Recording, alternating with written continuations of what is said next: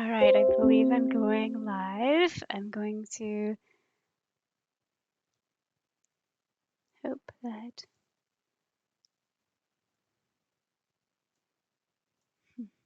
blank screen again. Oh, there we go. Copy this to clipboard, going to Twitter. Here we go. There we go. Tweeting the.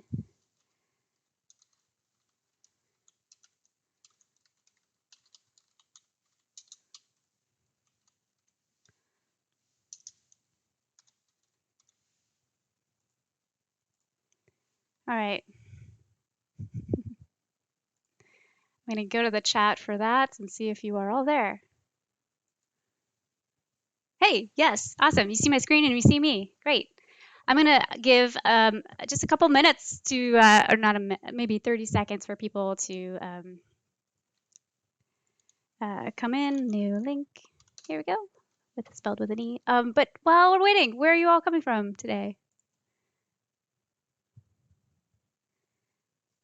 I'll just start by saying I am from. I did. I did add the new link from the old video. Might want to add the link to the feed from the old video, which is still up on your YouTube site. I'll do that after this demo. Thanks for that suggestion. It's all good now. Great. So I am in Bellingham, Washington, which is a beautiful city. Where are you all coming from today?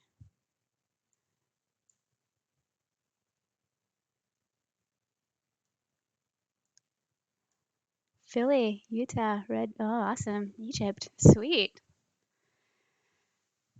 Redwood City, California, that's awesome. Portland, not too far away. Hi, Jake. Sweet. All right. I think if I wait one more minute, okay, cool. People are, oh, Spain, that's awesome. Great. London. All right. So I'm just going to start in. This is going to be recorded and put online. So sorry if you're coming a little late because of the technology.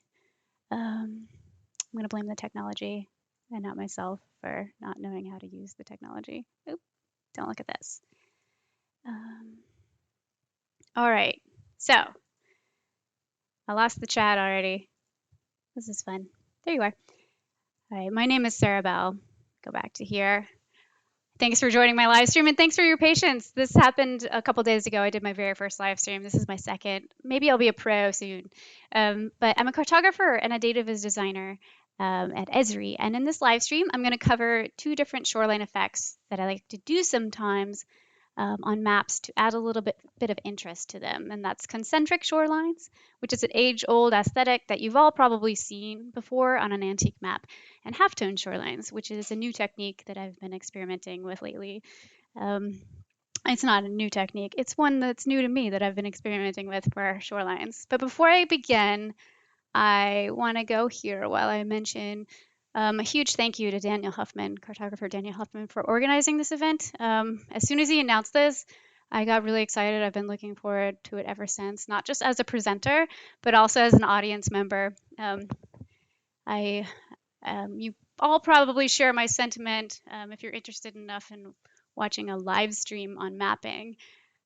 You are a fellow map nerd, and this has been a really positive thing for all of us to focus on during this very strange time of social distancing. So I'm very grateful for all of you for joining, and your patience has been amazing with my new link and technical difficulties. So immediately following my talk is Vanessa Konopke-Wetzel's talk. So I'm not going to be able to show the color palette part of this talk, but I'll put up a video later. It won't be live about that technique, just so that it doesn't eat into her time. And also there's another presentation going concurrently.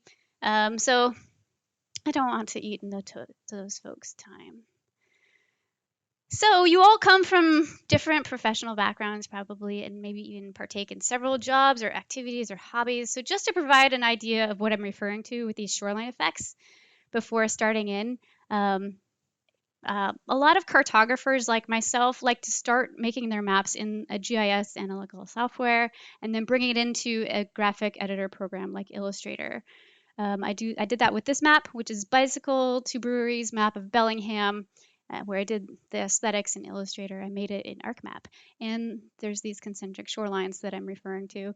I did the same thing with this map, started in the GIS world and brought it into Adobe Illustrator. And these are the concentric shorelines that I'm talking about as well. This one is a little bit more inspired by those late 1800, early 1900 USGS topos. I even kind of stole their little rubber stamp look. Let me show you exactly what I'm referring to. This is one of my favorite USGS topos of Seattle, Washington in 1894. And this is actually the area of Seattle that we'll be demoing in Illustrator. But if you take a look at their handmade map of this concentric shoreline, the lines start really tight, close to the shoreline. And as they get further and further out into the water, they become further and further, or more and more spaced apart. And I think this is really beautiful. They don't even make the water blue. They just make the concentric shorelines blue. It's a look that I really appreciate. And for the halftone shoreline, this is sort of a sample of what I'll be showing. So let's dive into Illustrator. I'm going to look in the chat first to see if there are any questions. Everybody's saying where they're from. Brazil, that's amazing. Cool. Yeah, made a rubber stamp. All right, so here we are in Seattle. I used to live in Seattle, right about here. Nope, sorry, here. And this is Lake Washington, and then it goes out into saltwater. So it's kind of a neat little hydrology going on there. So we'll start with the concentric shorelines. What I like to build my concentric shorelines from the water polygons or closed paths themselves. So if I select this water, you see the shapes that I'm talking about. They're all in one layer. They're all pretty somewhat clean lines. There's not a lot of interesting little tiny river channels going in here. So I'm not building concentric lines off anything but what we think of as polygons. So in the mapping world.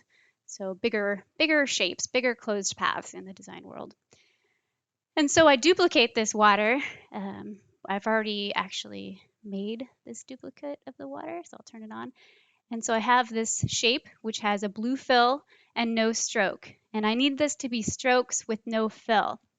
So Washington State, awesome. I'm gonna zoom in to show you how I steal the color of the shoreline. I'll turn this off for a second.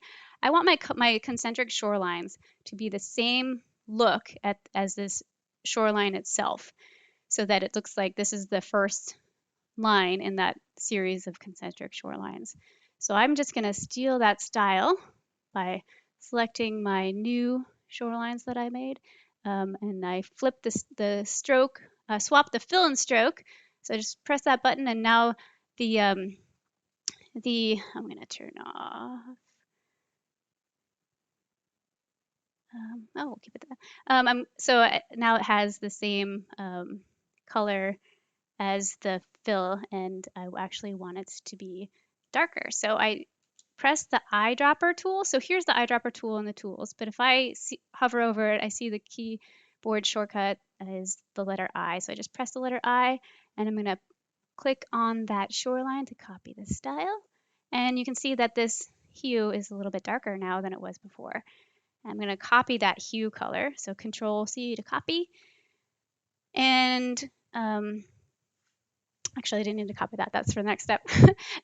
What I'm going to do now is if I go to the stroke window, I copied the fact that my original shoreline is a stroke that's aligned to the inside, which actually makes the shoreline go out into the water. I want the stroke to be centered along the vector or along the path. So I'm going to click that. So what that means is if my stroke point size were 6, three of those points would be on one side of the path and 3 would be going in the other. And that's how I want it for my concentric shoreline look. The next step is to, with these shorelines still selected, go to the object window, go to path, and offset path. And And there is no magical formula for this. I'm going to tell you how I do it. It's different for every map. It's different based on the size of your actual your lake or your ocean on your map. It also is different for me based on the size of my map in general. I'm going to start off with -2. The reason I'm going negative is because it's based off this polygon, remember? So it's going to go inward towards the polygon. So in terms of the map reader's view, it's going to go outward in the shore. If I were to keep it at a +2, the concentric shoreline would go over the land, which would create a tsunami, which we don't want. I'm going to actually put the preview on so you can see what's going on. You can choose how you want your joins to be. I want mine to be round. You can choose your miter limit. I'll keep it at the default of 4, and I click OK. So I've clicked OK, and the new lines that I just created are still selected. I don't want to deselect them. I want to keep those selected because I'm going to keep subsequently building off of that new line that I create. I'm going to Control 0 to go full screen and go over to Shoal Bay because that really is a nice area for this demo. You get a little bit of Green Lake, a little bit of Lake Union.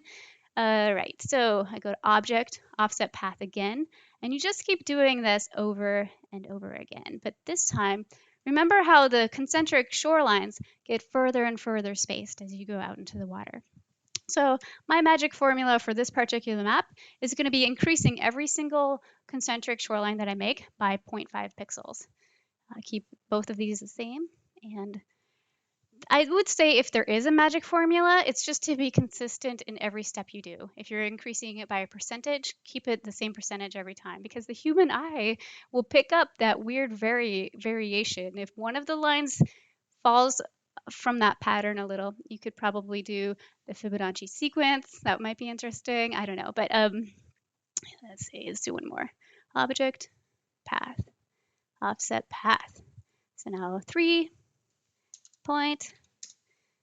Okay, and then you get the idea. I would object path, offset path, -3.5, and just keep building from that. Click OK. And I'm going to go Control 0 again and show the final. Yeah, so this is basically what I do. And because the map was a flat, I started off with a flat polygon right here, or a flat shape. It's building this flat line in. I would just go in afterwards and clean those up. You might even want to just manipulate the path before you start making the shorelines before. Thank you. All right, so I'm going to move on to the halftone, which is really fun. Oh, don't look at that.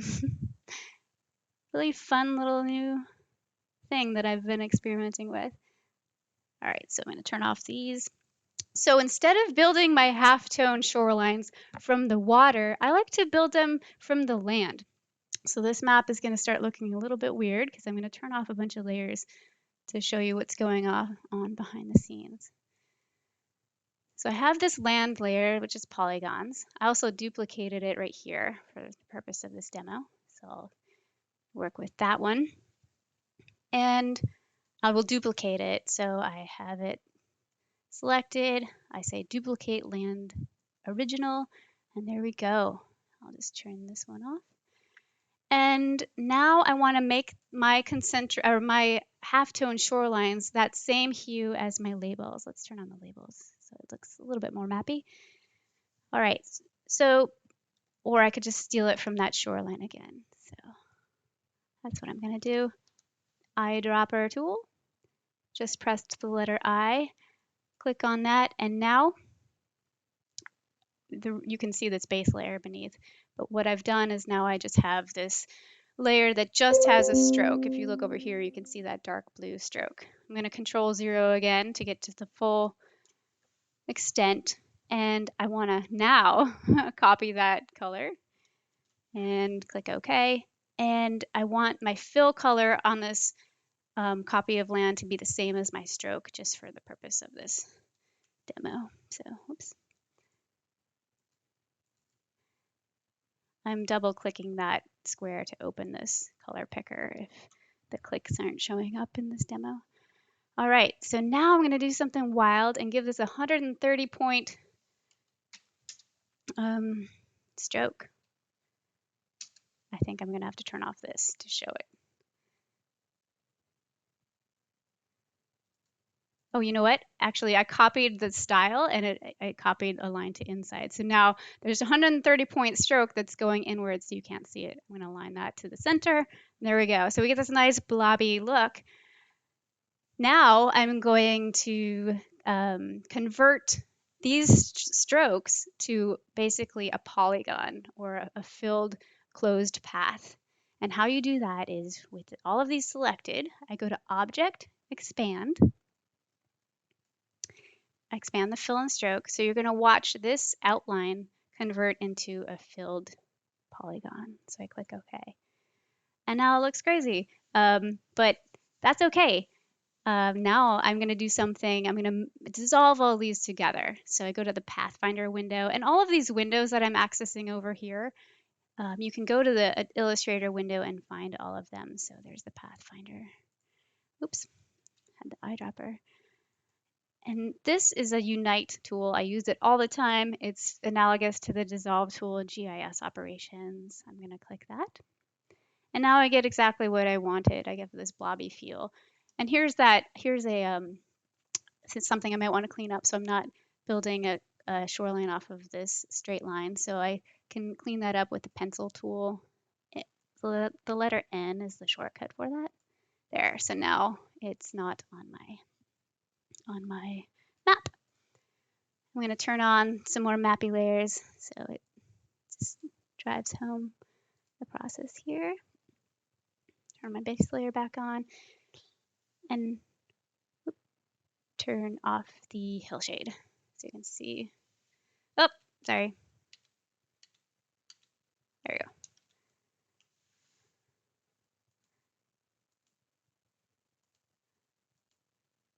There we go. That's what I'm looking for. And let's get this on too. Okay, so now we're going to add the halftone pattern. So when you add appearances to shapes and paths in Illustrator, and you want to add more than one to one path, more than one appearance or effect to a path, the order doesn't usually matter. You can add your glow before your grain before your glow. It doesn't matter. In this particular method, it matters. You have to do it in this order to get the sort of halftone fadeness that I'm about to show. The first thing you want to do is go to blur the shape. So I choose Gaussian blur. Get a preview.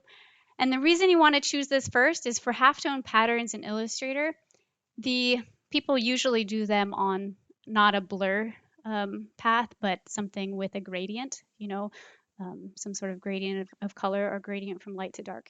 And the color halftone tool makes the smaller dots in that halftone pattern where it's blurrier or where it's brighter, and the bigger dots where it's darker or where it's less blurry. So I need to do this first because if I were to add the halftone pattern first, all of the dots would be the same size and they would be really abruptly cut off by this edge of the path. So I blur it first. And now I'm going to the halftone pattern. The big reveal. All right, so we go to Pixelate is where you can find the color halftone. And I select that. So some more interesting things, some settings. The max radius in this window means the largest size of the point in the entire pattern. I'm going to keep it at 4 for this particular map. The channels are the CMYK channels. So it's the rotation in degrees of each of these channels. Before I click this, I want to go over to here and say why this is with all of those channels rotated at a different angle. So the dots aren't perfectly stacked, and you get to see the individual dots sort of rotated. It comes up a little. This is a really great effect for a lot of different things, but for my particular map, I actually want to keep them all rotated at the same. So I go to, Effect. Pixelate, color halftone. And I'm going to keep them all at 108. So this means all the channels are rotated 108 degrees. Click OK. And now you get this really super harsh looking halftone, which might be an aesthetic you're going for. I want mine to be a little bit more subtle. Another thing that typically people do with the halftones is then they convert this, they do an image trace, because this is sort of a, they expand this and they do an image trace because this is kind of a raster now. I'm going to keep it as this and just tone down the opacity a lot, all the way down to like 18%. Click OK, and there we go. That's the halftone pattern that I really like. Oh, I missed this polygon right here, but imagine that I didn't. And you can have it with no water, just like the old school, no blue in the water, just like the old school maps, or you can turn on water and still get, a nice little fading off into the ocean look. All right, so thank you so much. For those of you who found your way to this second link, I appreciate it. Here's the how to do math stuff schedule. You can go catch Vanessa, who's right after me, and the other folks at bit.ly / map_stuff. And are there any questions? I guess we have like a few minutes. Thank you so much for everybody for coming.